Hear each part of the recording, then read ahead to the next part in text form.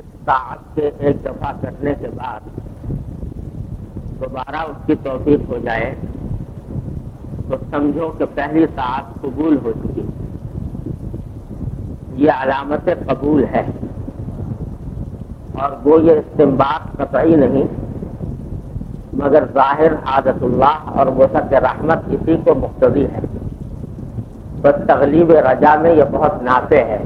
جو کہ شرعاً معمول بھی ہے۔ لا یموت احدکم الا هو یحسن الظن بہ، تم میں سے کسی کو موت نہ آئے مگر اس حال میں کہ وہ اللہ سے حسن ظن رکھتا ہو۔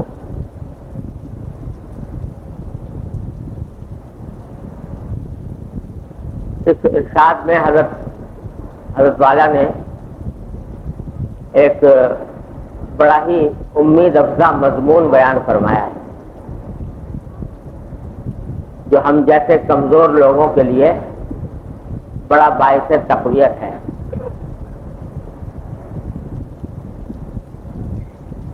اللہ تبارک و تعالیٰ کی طرف سے جب کسی عبادت کی توفیق ہو جاتی ہے تو بہت سے لوگوں کے دل میں یہ تردد رہتا ہے کہ پتہ نہیں یہ عبادت اللہ تبارک و تعالیٰ کی بارگاہ میں قبول ہوئی کہ نہیں ہوئی، اور اسی تردد میں پریشانی بھی بعض اوقات ہو جاتی ہے کہ عبادت تو ہو گئی لیکن پتہ نہیں اللہ تبارک و تعالیٰ کے یہاں قبول ہوئی یا نہیں ہوئی۔ تو یہاں ایک علامت حضرت والا نے بیان فرمائی ہے جو بڑی امید افزا ہے۔ علامت یہ بیان فرمائی ہے کہ جب کسی ایک طاعت یا عبادت کو انجام دینے کے بعد دوبارہ اس کو انجام دینے کی توفیق ہو جائے تو سمجھو کہ پہلی والی قبول ہو گئی۔ ایک نماز پڑھی اور اللہ تبارک و تعالیٰ نے اس کے بعد دوسری نماز کی بھی توفیق دے دی تو سمجھو کہ پہلی نماز انشاءاللہ قبول ہو گئی۔ اور حضرت فرماتے ہیں کہ یہ جو میں علامت بتا رہا ہوں کہ ایک عبادت کو انجام دینے کے بعد جب دوبارہ اس کو انجام دینے کی توفیق ہو جائے تو وہ علامت ہے قبول کی، یہ کوئی قرآن و حدیث میں صراحتاً کہیں یہ بیان تو نہیں ہوا کہ حضور نے یہ فرمایا ہو یا قرآن میں آیا ہو جو بھائی دوسری مرتبہ جب توفیق ہو گئی تو قبول ہو گیا، لیکن اللہ جل جلالہ کی سنت اور اللہ تعالیٰ کی وسعت رحمت پر نظر کرتے ہوئے یہ اصول سمجھ میں آتا ہے۔ اس واسطے کہ اگر پہلی عبادت قبول نہ ہوئی ہوتی تو دوبارہ اس عبادت کو انجام دینے کی توفیق نہ ملتی۔ یہ جو اللہ تعالیٰ دوبارہ حاضری کی توفیق دے رہے ہیں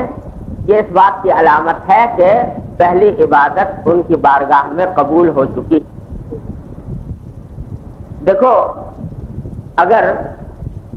ایک شخص کو آپ نے اپنے گھر سے دھتکار دیا کہ بھائی تم یہاں مت آنا آئندہ، اور اس کو اپنے گھر میں داخل ہونے سے منع کر دیا، تو اب قاعدے کا تقاضا یہ ہے کہ اگر دوبارہ آئے وہ تو اس کو روک دیا جائے گا کہ بھائی تمہیں منع کیا جا چکا، چھوڑو پیسہ۔ لیکن اگر دوسری مرتبہ آپ نے کوئی اس کے اوپر ممانعت عائد نہیں کی تو اس کا مطلب یہ ہے کہ آپ اس سے راضی ہو گئے، ورنہ اس کو آنے کا موقع نہ دیا جاتا۔ تو اسی طرح اگر ایک مرتبہ مسجد میں حاضری ہوئی نماز کے لیے مثلا، اگر اللہ تبارک و تعالیٰ کو منظور نہ ہوتا تو اور توفیق نہ ملتی، قبول نہ فرماتے تو دھتکار دیے جاتے اعوذ باللہ، پھر آنے کی توفیق نہ ہوتی۔ کتنے ہیں جو اللہ بچائے اللہ تعالیٰ محفوظ رکھے محروم ہیں اس سے کہ مسجد میں آنے سے کی توفیق نہیں ہو رہی، روکا ہوا ہے اللہ تعالیٰ۔ جو روکا ہوا ہے ان کی بدعمالیوں کی وجہ سے، ان کے غلط کاریوں کی وجہ سے روکا ہوا ہے، توفیق نہیں ہوتی اندر آنے کی۔ تو اللہ تعالیٰ جب یہ توفیق عطا فرما رہے ہیں اور بار بار عطا فرما رہے ہیں تو یہ اس بات کی علامت ہے کہ انشاءاللہ قبول ہے. اللہ تعالیٰ کی رحمت سے یہی امید رکھنی چاہیے کہ وہ قبول فرما لی ہوگا. اور یہ تو ان عبادتوں کے بارے میں ہے جو بار بار انجام دی جاتی ہیں، جیسے نماز ہے، 5 وقت آدمی مسجد میں جاتا ہے، یا ذکر ہے بار بار انسان کرتا ہے، یا تلاوت ہے بار بار انسان کرتا ہے. تو جب ایک مرتبہ تلاوت کے بعد دوبارہ تلاوت کی توفیق ہوئی، معلوم ہوا کہ پہلی تلاوت قبول ہو. تو یہ تو ان کے بارے میں ہے. بعض عبادتیں ایسی ہیں جو آدمی بار بار انجام نہیں دیتا، نہ دینے کا موقع ہوتا ہے. جیسے حج ہے مثلا، اکثر و بیشتر لوگ وہ ہیں کہ جو زندگی بھر میں مشکل سے ایک ہی مرتبہ حج کر پائے. عمرہ ہے، ساز و نادر کبھی زندگی میں موقع مل گیا کسی کو، اور کم لوگ ہیں جن کو بار بار حاضری کا موقع ملتا ہے. تو وہاں قبولیت کی علامت یہ ہے کہ اس عبادت کی انجام دہی کے بعد اگر اللہ جل جلالہ کی طرف توجہ زیادہ ہو گئی اور شوق بڑھ گیا اور معاصی سے بچنے کی فکر اور گناہوں پر ندامت پہلے سے زیادہ ہو گئی تو علامت ہے کہ انشاءاللہ حج بھی قبول ہے، عمرہ بھی قبول ہے.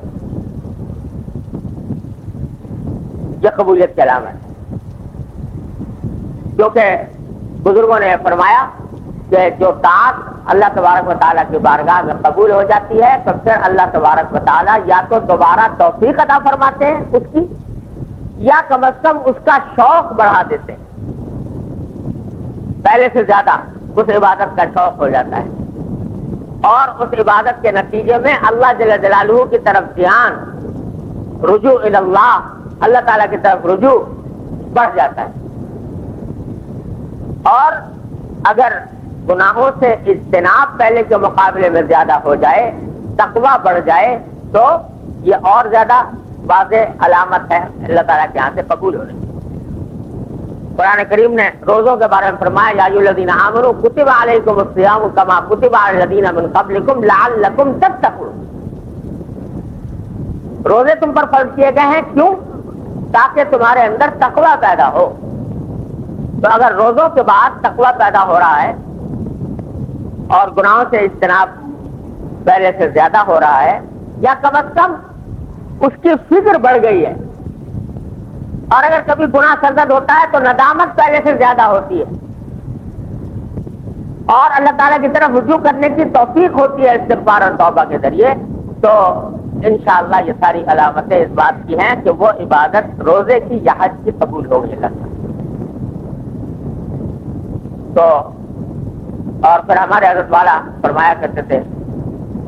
ایک مرتبہ ایک بزرگ سے کسی نے کہا کہ حضرت میں کچھ ٹوٹی پھوٹی عبادت کر تو لیتا ہوں لیکن پتہ نہیں چلتا کہ قبول ہے اللہ تبارک و تعالیٰ کے ہاں یا نہیں ہے.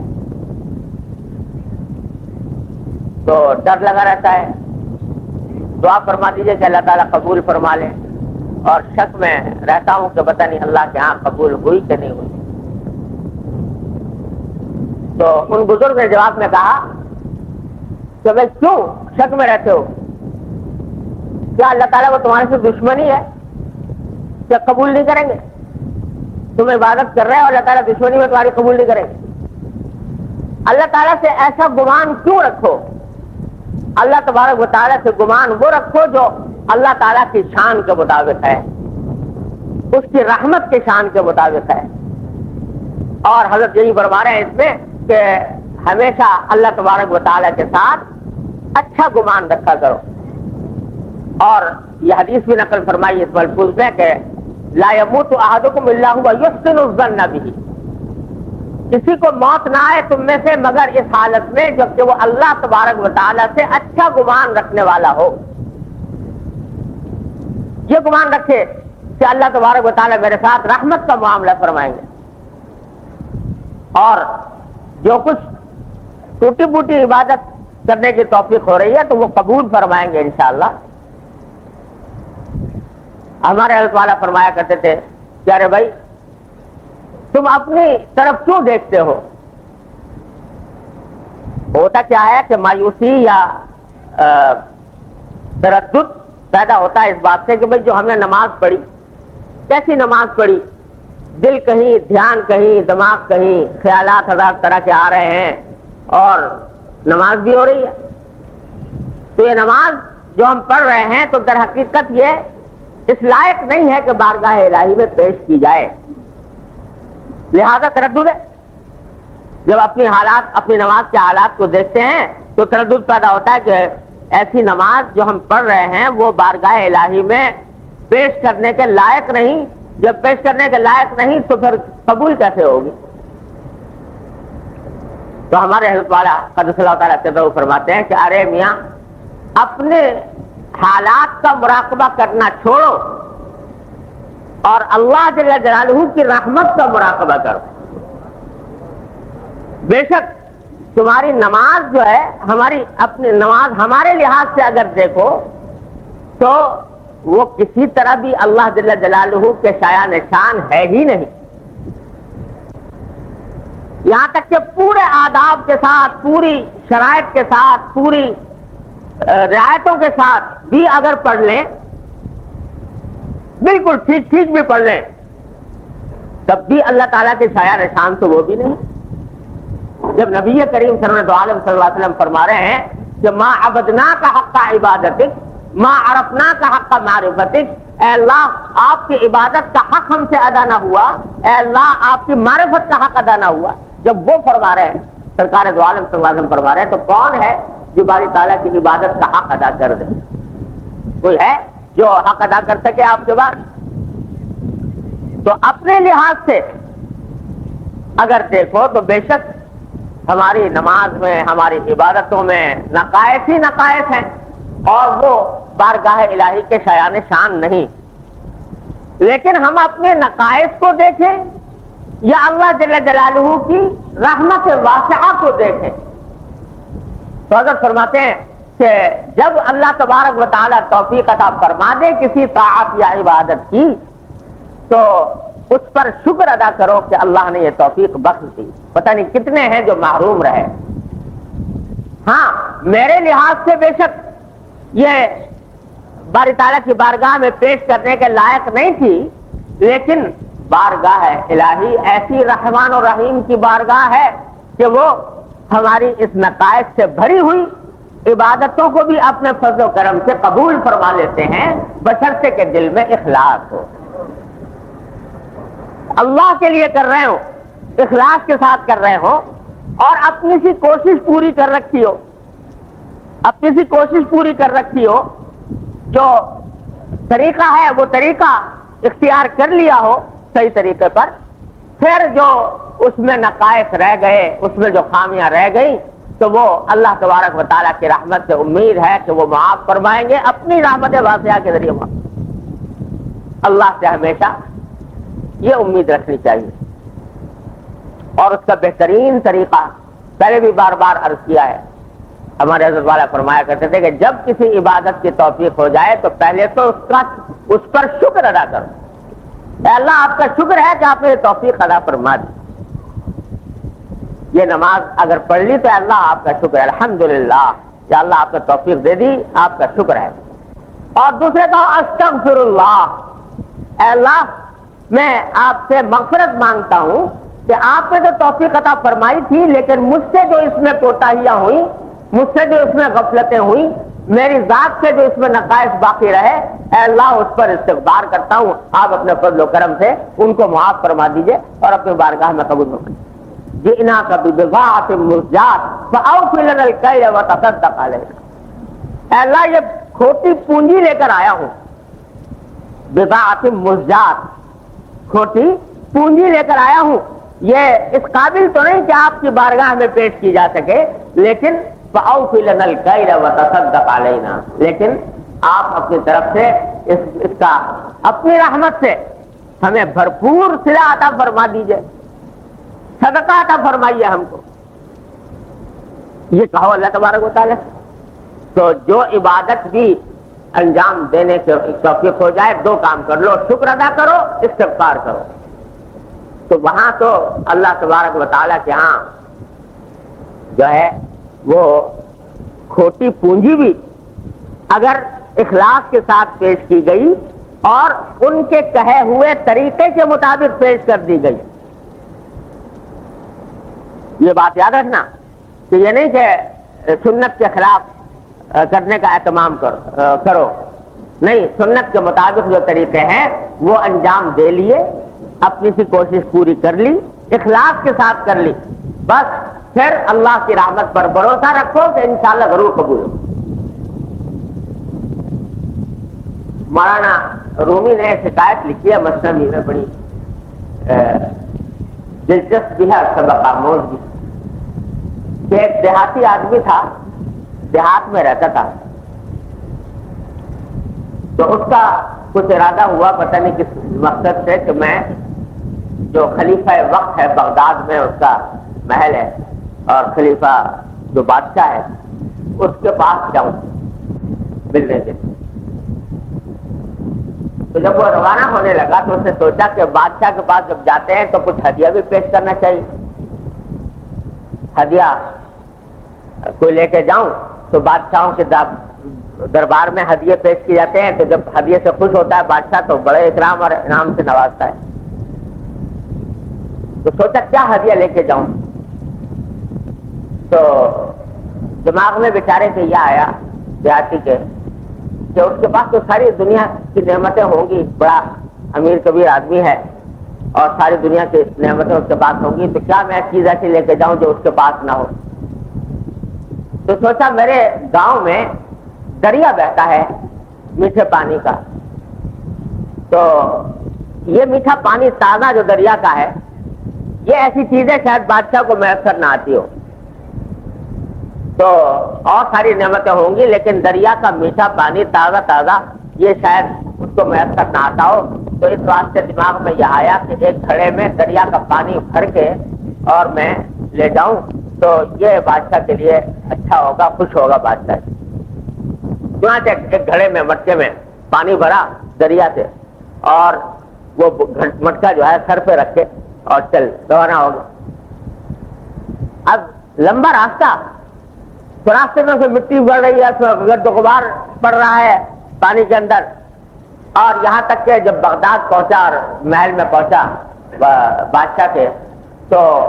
اس کی حالت ہی غیر ہو گئی تھی پانی کی، مٹکے کے اوپر بھی مٹی جمی ہوئی، اندر بھی گرد و غبار وغیرہ لٹکا ہوا. تو جب بادشاہ کے دربار میں حاضری ہوئی تو کہنے لگا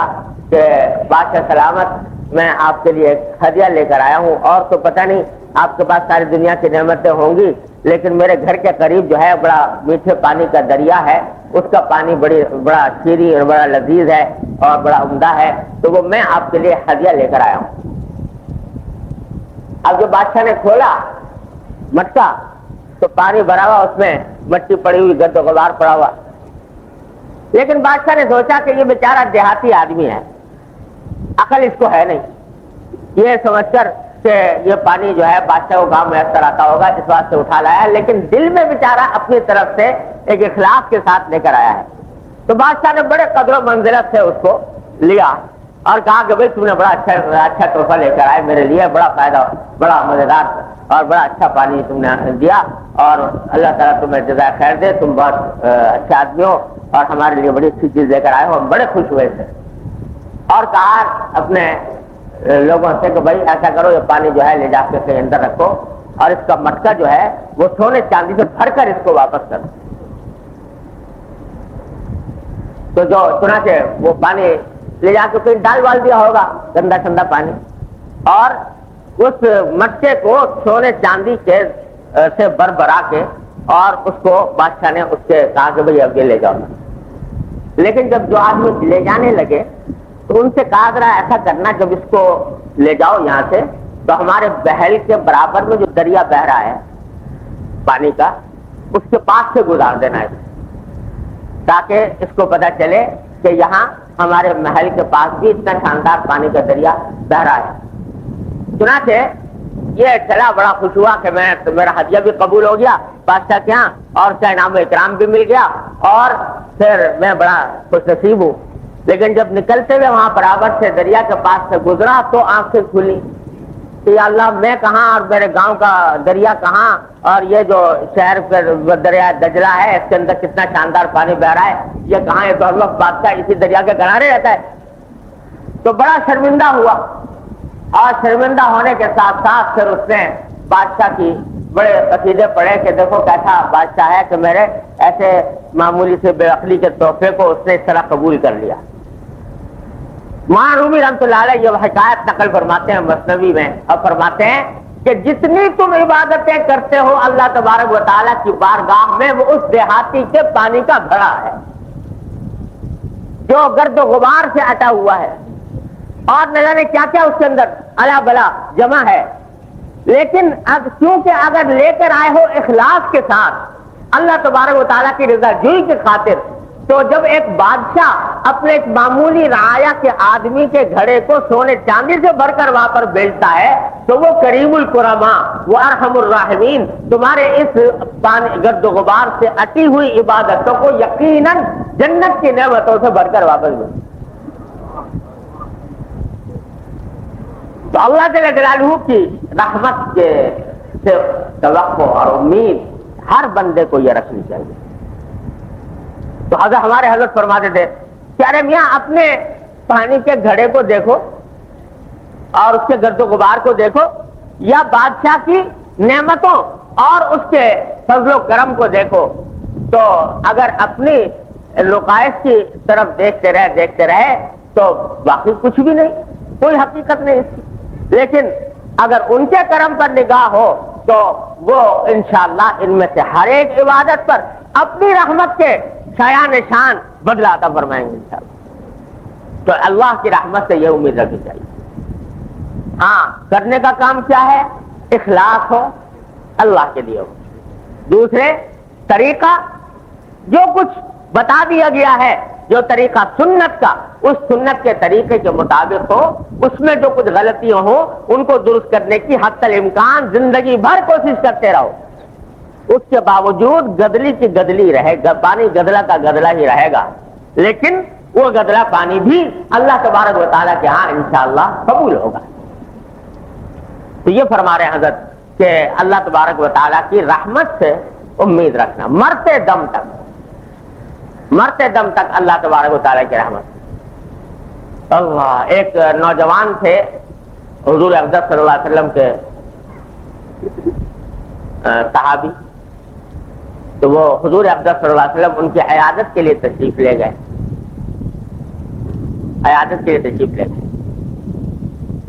تو پوچھا بھائی کیف تجدک، کیا حال ہے آپ کا، کیسا اپنے آپ کو محسوس کرتے ہو؟ تو نوجوان نے جواب دیا کہ یا رسول اللہ